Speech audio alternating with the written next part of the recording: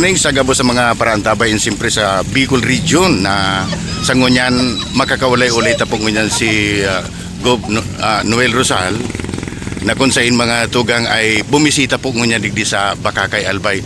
Good morning tabi Gob, ano po ang pagdating po natin dito sa Bakakay at nakapasyal po kayo sa Bakakay. Good morning tabi sa gabos ng mga followers ni Matang Lawin. Sa iyang Espersos nakakailing kita kan mga events lalo-lalo na dito sa First District. Yung pong digdi, we're waiting for the Bishop Bailon para sa pagdumanta sa isla kang Cagraray, Batan and San Miguel in honor of Our Lady of Salvation. Yun po ang celebration tangoy na aldaw na ini and nagkapuo na ang yung crucial procession in honor of the Lady.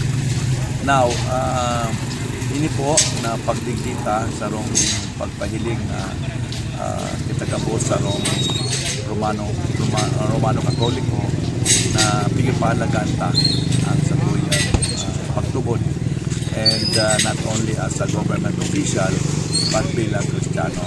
Now, yaon po kita para makasumaro, makakikong Santa Misa at na alas 9 to be presided by no less the Bishop of the Diocese of Legazpi, Bishop Bong Bailon. Kiriba taman po ang parish priest naman sa Barangay Kabasan, ang isla si Father Bogs Alvarado. And alam ko po na mataw-tao na duman sa isla para sa celebration na ini. Thank you, Tabi. Okay. So, dito pa pong mensahe na lang po sa mga taga-Bakakay po dahil siyempre nakakapasyal po kamo digdi ano po ang mga mensahe ta po sa mga taga-Bakakay. Yes, Tabi, sa mga taga-Bakakay, alos balik-balik mga taligdi. Sa ngunyan, may mga programa kita, mga proyekto, lalong-lalo na sa mga kaipuhan kan sa tuyang munisipyo. According to sa Mayor Nuki Mombales, sa mga prioridad nila like tubig, tinampo, o ano man na bagay na pwede na matabangan, lalo na mga street lights. So sa ngayon Tabi, ini ang sa tuyang prioridad kang provincial government. Kaya riba na itong mga kitautan na mga ganit sa mga barangay. Every Monday, pigitirin punta kada distrito para i-release ang send ng mga request. So, hindi po sa munisipyo kang Bakakay na kulang pasalamat ko sa inyong kaposo, sa inyong suporta na tinao sa kuya.